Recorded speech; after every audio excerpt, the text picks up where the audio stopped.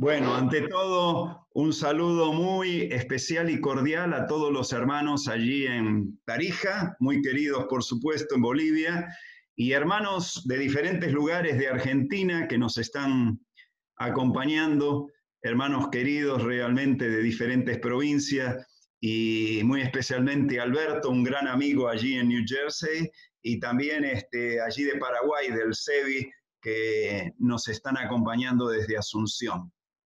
Hermanos, vamos a tener la posibilidad de poder tener una serie de 3 estudios. Hoy vamos a comenzar en el libro 11 de Hebreos, el libro a los Hebreos, un libro muy especial, pero nos vamos a detener en estos 3 sábados, si Dios lo permite y el Señor no viene antes, que es nuestra gloriosa esperanza, nos vamos a detener para estudiar acerca de este libro.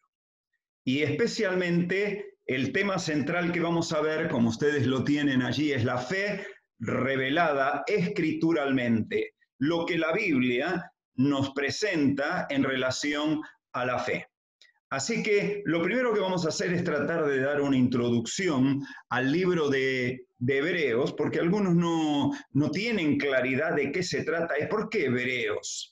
¿Por qué se denomina así a una carta universal escrita para un grupo específico de personas? Bueno, primero les voy a explicar que este es un libro muy particular porque no solo es un libro doctrinal, sino también funcional. ¿Qué quiere decir? Que no solo enseña doctrinas muy importantes como para demostrar que Jesucristo era el Hijo de Dios y que Él fue el creador de todas las cosas y que es superior realmente a toda la creación, a todo ser creado, los ángeles, a todo profeta que haya existido sobre la tierra, Él es superior. Y funcional porque no es solamente que enseña aspectos de verdades escriturales importantes, sino también funcional porque es un libro para conducirnos a una práctica acorde a lo que nosotros conocemos. El autor del libro se desconoce porque no figura en la carta a los hebreos. Sí se supone que muy probablemente, por lo menos es mi sentir, que haya sido el apóstol Pablo. Tenía que ser judío indudablemente, si no estos hebreos que ahora vamos a hablar de ellos no estarían dispuestos a escucharle. Por otro lado, tenía que ser judío porque toda la escritura ha sido entregada por el Señor al pueblo de Israel para que llegara a nosotros. Yo sé que algunos dicen, ¿y cómo? ¿Y Lucas? ¿Lucas no era gentil? Bueno, algunos consideran que sí por el nombre, pero ustedes saben que en aquel entonces se utilizaban 2 nombres, uno griego y uno judío. E indudablemente, si Lucas fuera gentil, él hubiera roto con el principio de que las escrituras fueron colocadas a los judíos para, o sea, vamos a decirlo así, utilizando instrumentos del pueblo de Israel para comunicar las verdades espirituales a este mundo. Un libro doctrinal y funcional, un autor, suponemos que es Pablo, y un receptor. Acá viene a quién le fue escrito este libro. Bueno, para poder entenderlo, tenemos que comprender de que eran judíos de una segunda generación. La primera generación fueron los apóstoles y todos sus allegados más cercanos, pero luego la iglesia, después del día de Pentecostés, nos instruye el libro de los Hechos que fueron esparcidos a todas las naciones y había hebreos que eran de una segunda generación, creyeron las verdades que habían sido comunicadas por esa primera generación cercana al Señor. Y estos, en medio de la tribulación y de la aflicción, empezaban a tener circunstancias de dificultad, se sentían que estaban bajo circunstancias adversas y ahora había la necesidad de animarles. De ahí esta carta. Una carta que les enseñan a confiar en alguien en el cual podemos estar seguros que está por encima de todas las circunstancias y de todas las cosas existentes y que a la vez nosotros tenemos que estar animados en medio de estas dificultades y circunstancias. Y hay otro aspecto importante de este libro, que es creer o hacer. Generalmente las personas siempre mantenemos ese concepto de que tenemos que estar en un lado o en el otro. O sea, o tenemos que creer o tenemos que hacer. Y nunca podemos llegar a la conclusión de que Dios siempre ha sido un Dios de equilibrio y que el creer reproduce hacer. Así que vamos a tratar de explicar este creer o hacer a través de las enseñanzas de este libro. Lo primero que queremos centrar en esta introducción es la fe. Algunos no lo entienden. Parece ser de que sí tenemos un concepto de lo que es la fe, y si yo les preguntara, sé que algunos habrían de responderme, y es muy fácil recurrir a un versículo, que es el versículo 1 del capítulo 11, para definirla. Pero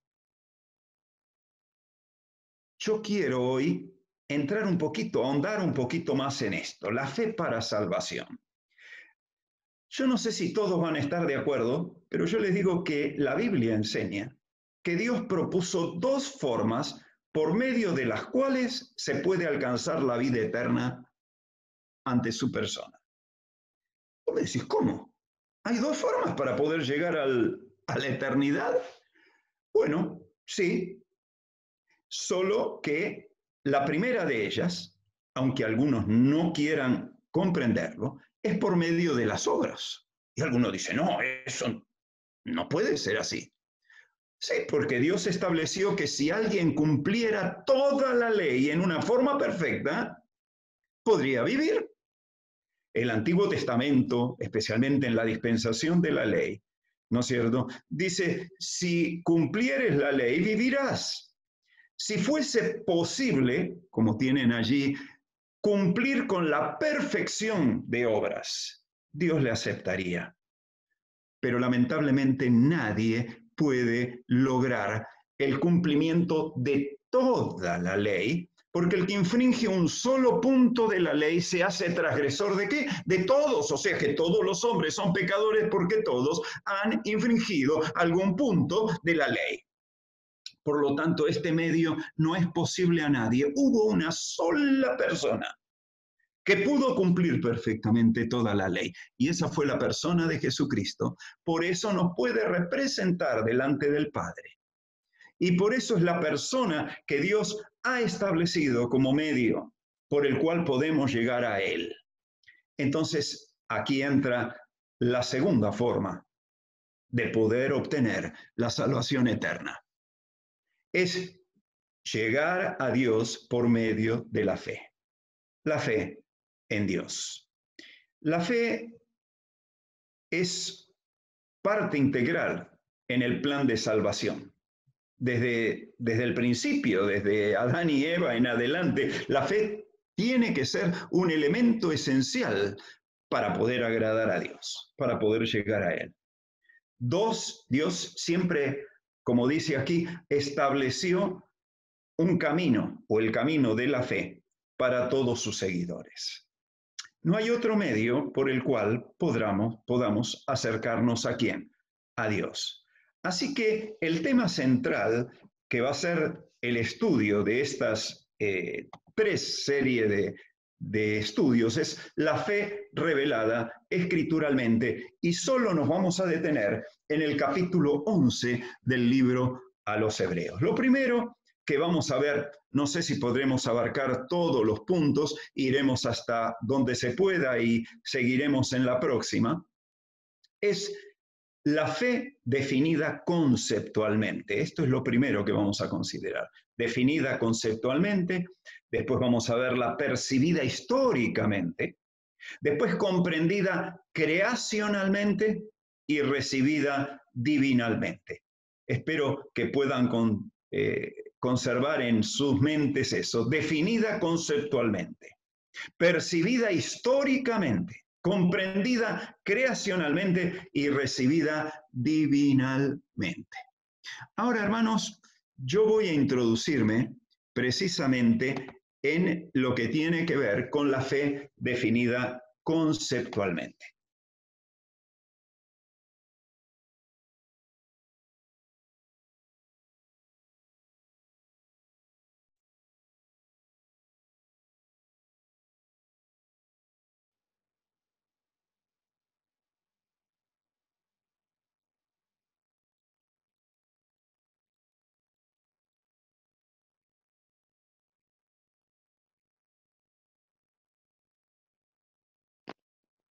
Parece que hay algunos problemas. No sé si solo es aquí.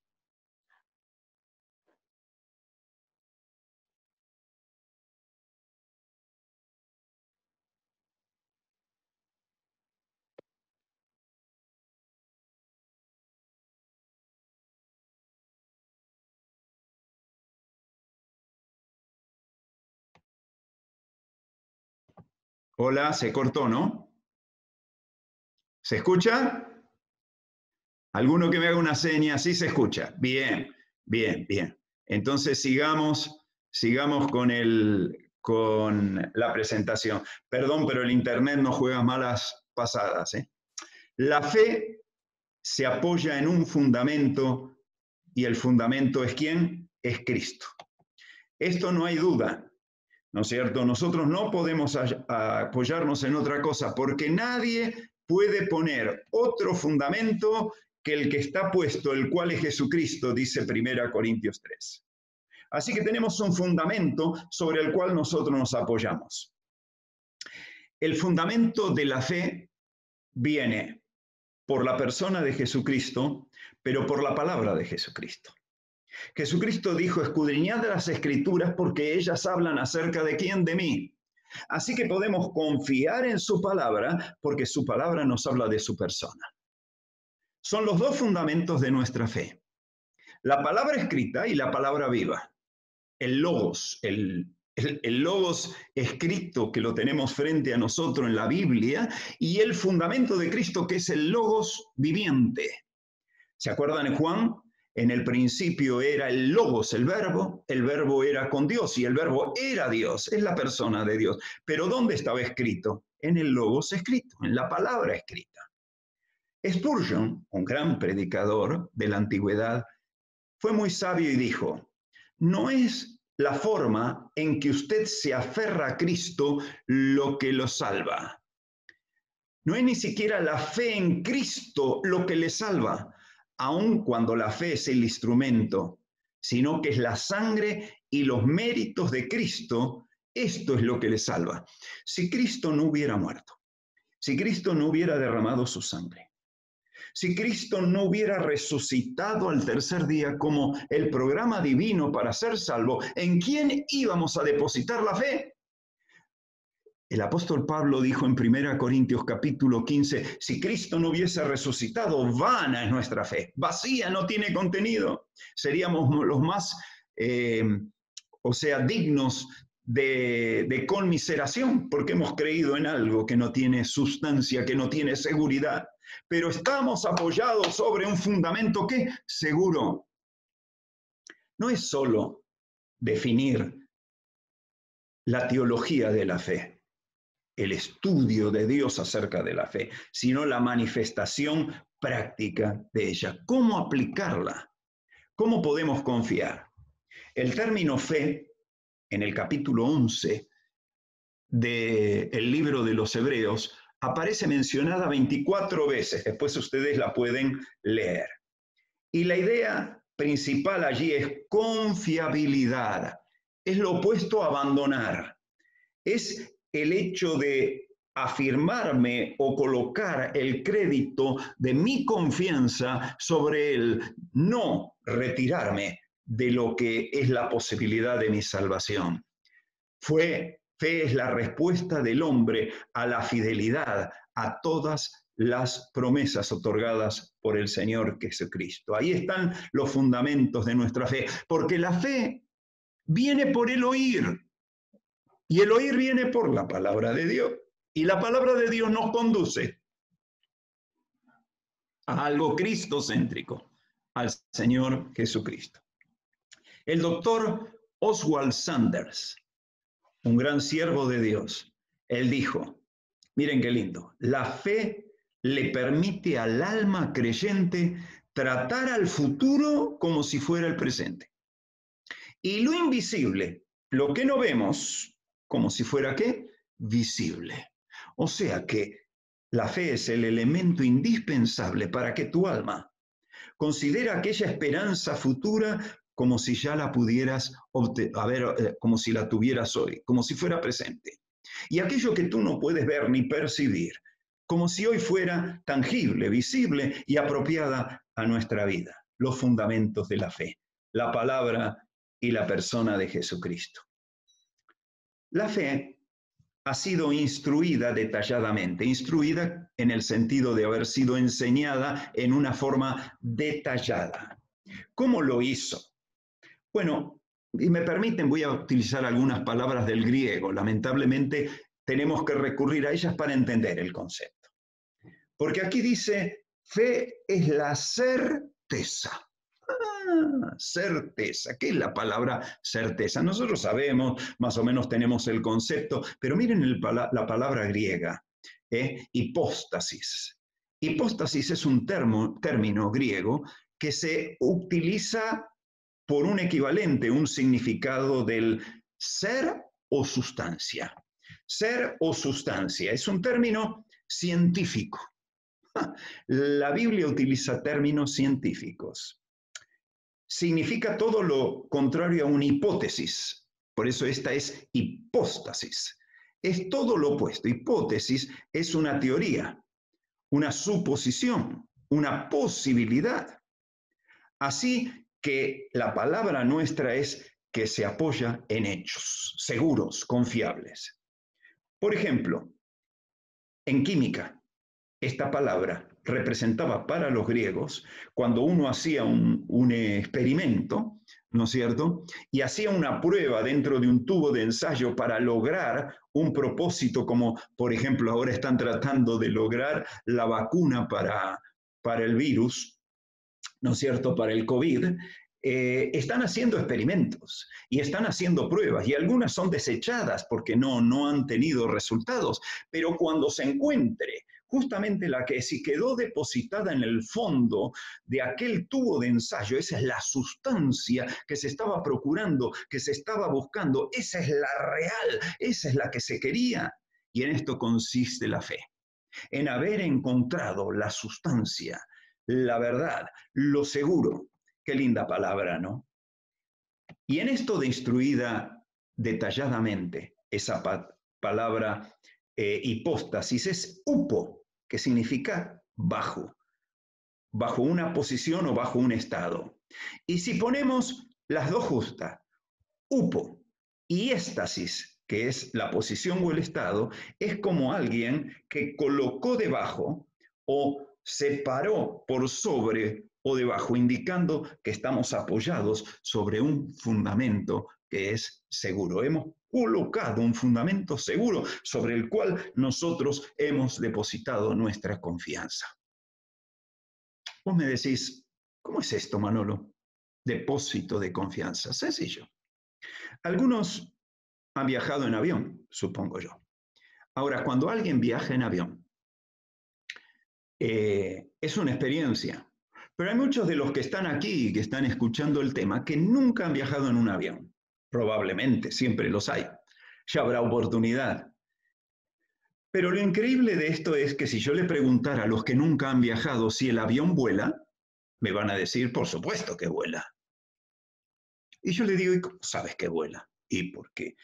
Los he visto pasar porque me lo han contado, porque lo he visto en películas, porque eso es lo que a mí me enseñan cuando voy al colegio, cuando voy a la universidad, etc. Bueno, eso es confianza, ¿no es cierto?, en algo que se piensa que es. Pero nunca ha habido un depósito seguro sobre el fundamento de depender en forma plena o total.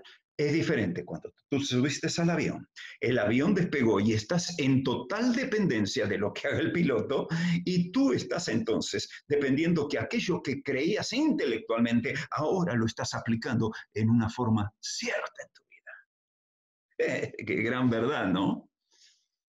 Yo sé que la silla es para sentarme y que la silla me puede aguantar, pero hasta que yo me siento en la silla y que veo que me soportó, no he practicado, no he aplicado la fe. ¿Sabes cuál es el problema de algunos hermanos o que se dicen hermanos?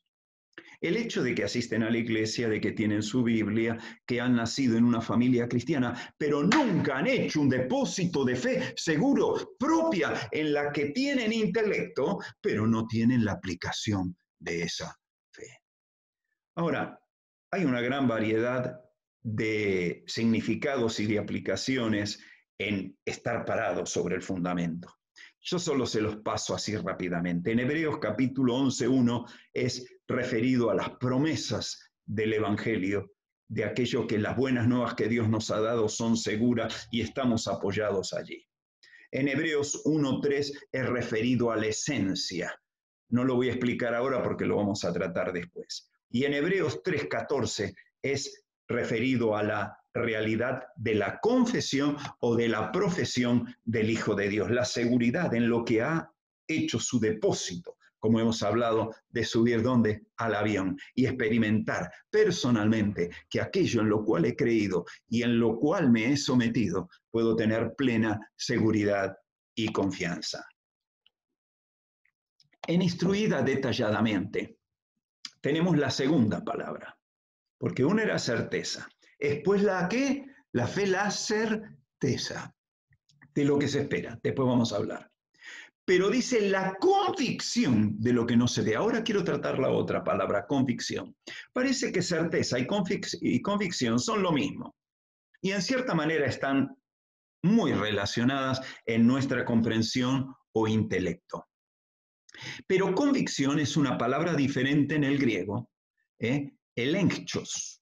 ¿Y qué significa esta palabra? La palabra, o la segunda palabra que aparece, convicción, ¿no es cierto? Ustedes la ven ahí. Es pues la fe, la hipóstasis, ¿no es cierto? La certeza de lo que se espera y la elenchos, ¿no es cierto? La convicción de lo que no se ve, aquello que es ¿qué? Invisible. El término griego para convicción, que es la segunda palabra, ocurre en forma exclusiva en este pasaje aquí en el Nuevo Testamento. ¿Y sabes lo que significa? La evidencia o la prueba de algo.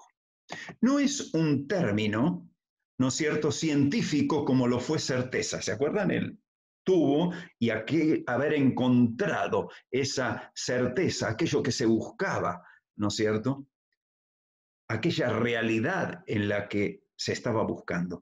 Ahora es un término legal, tiene que ver con la justicia.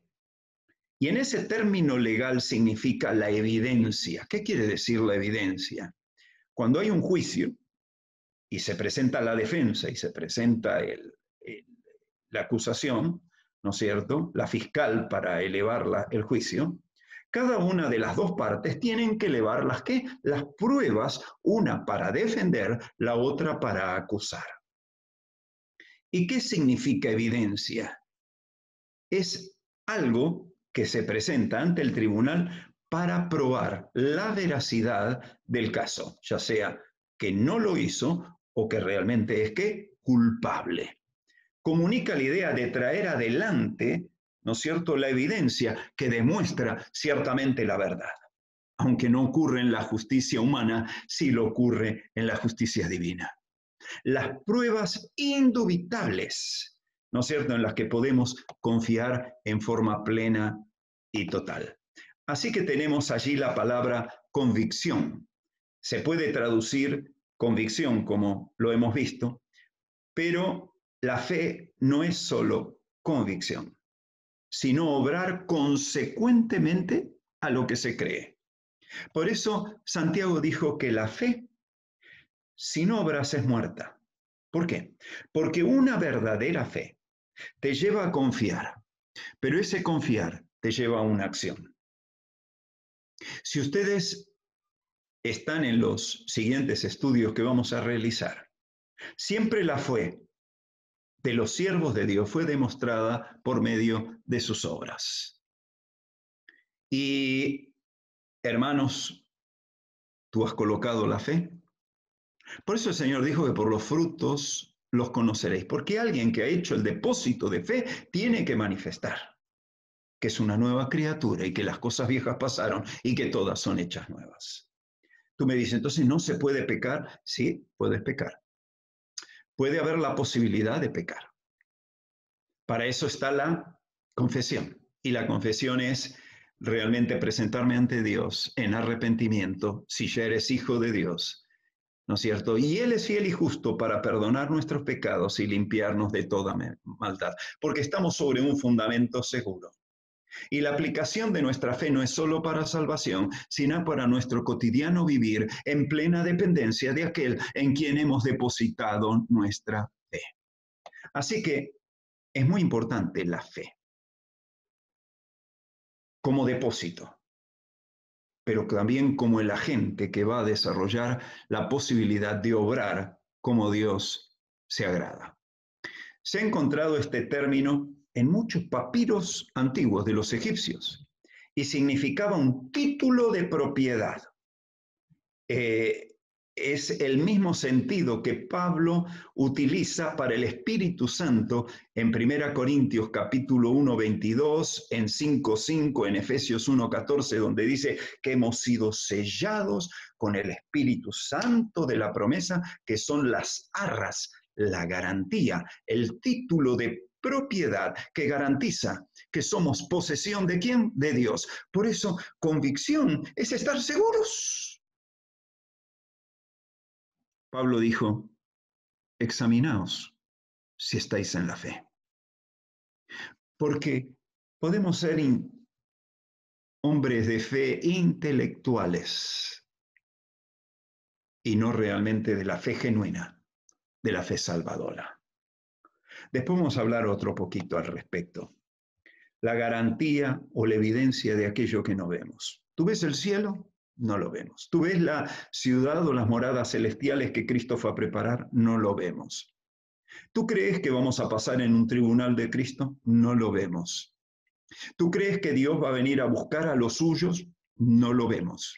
¿Tú crees que un día Cristo descenderá con su iglesia para establecer el reino en la tierra y que va a reinar 1000 años? No lo vemos.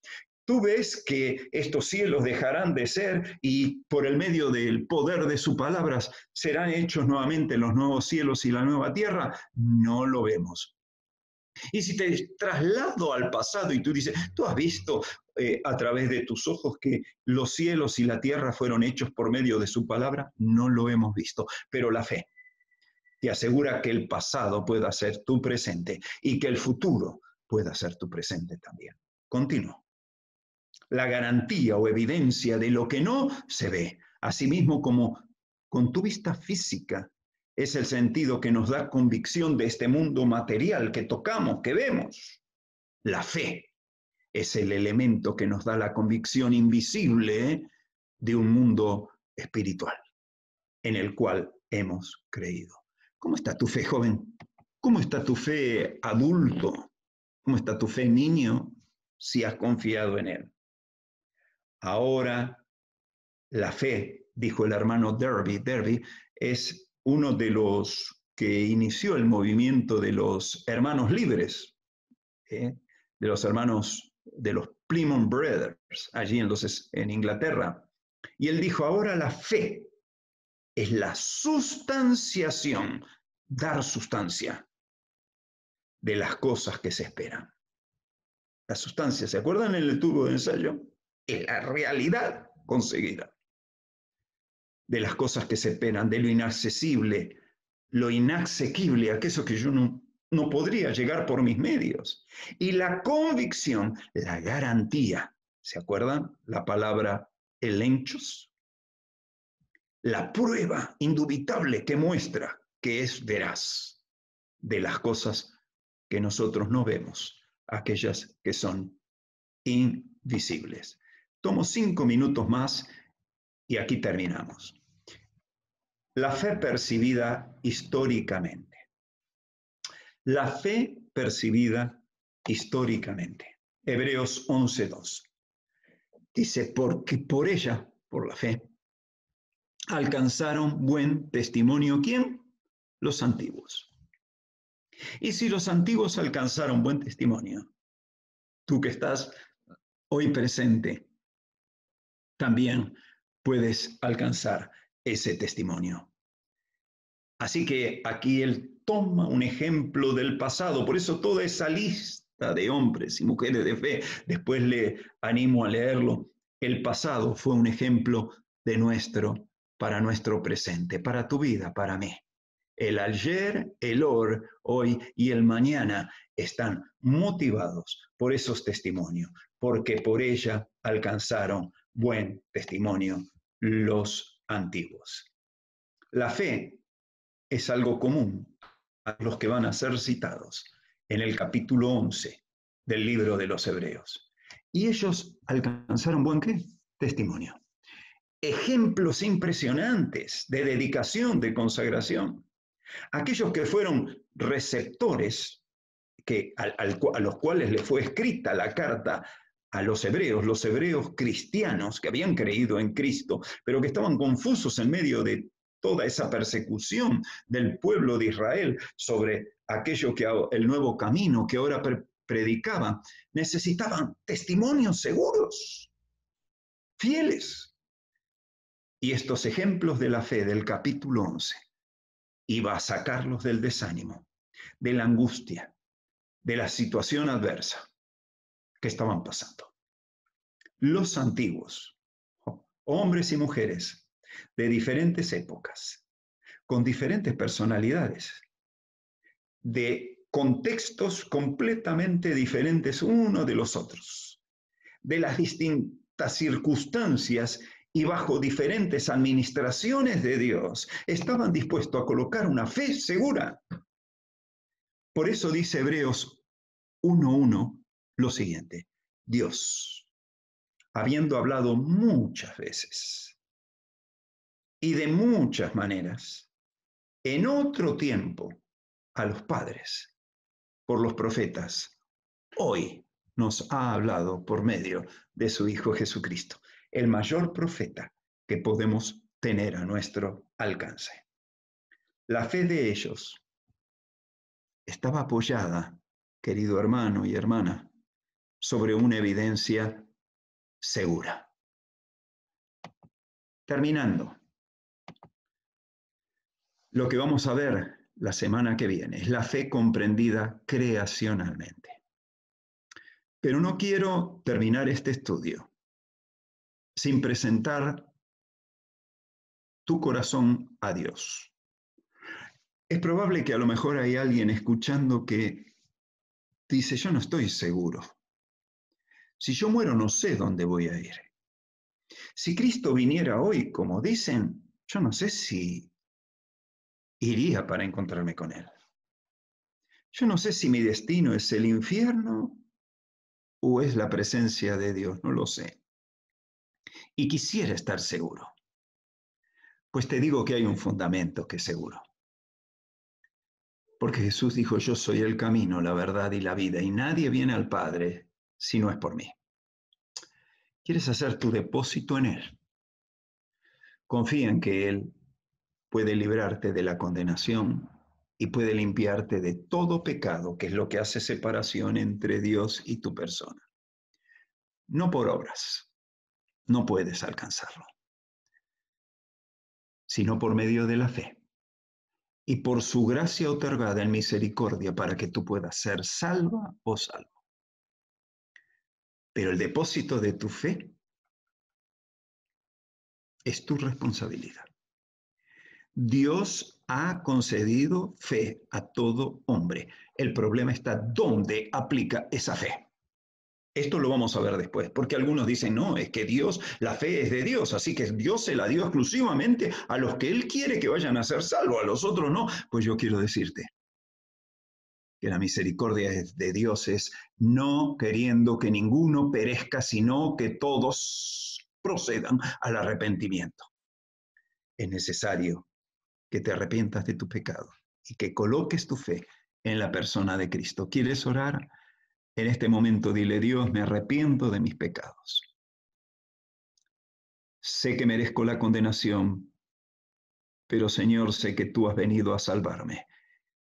Y Señor, creo en ti, que eres el Hijo de Dios, que tu sangre me puede limpiar, que tu resurrección me puede dar una vida eterna, y te acepto como mi Salvador personal. Si has orado así, querido amigo o amiga, hoy ya eres un hermano o hermana en Cristo, donde te has parado sobre el fundamento. El que oyó mi palabra, creyó al que me envió, el Padre lo envió a él, tiene vida eterna, ya no viene a condenación, pasó de la muerte a la vida. ¿Y tú que eres hijo de Dios? Ya has hecho un depósito de tu fe.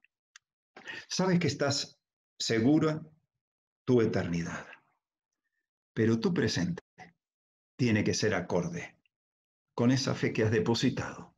Y quisiera de todo corazón que tus obras reflejen esa fe segura en la cual tú has hecho tu depósito. Que el Señor te bendiga. Seguiremos el próximo sábado, Dios mediante, con el mensaje de la palabra de Dios. El Señor les bendiga.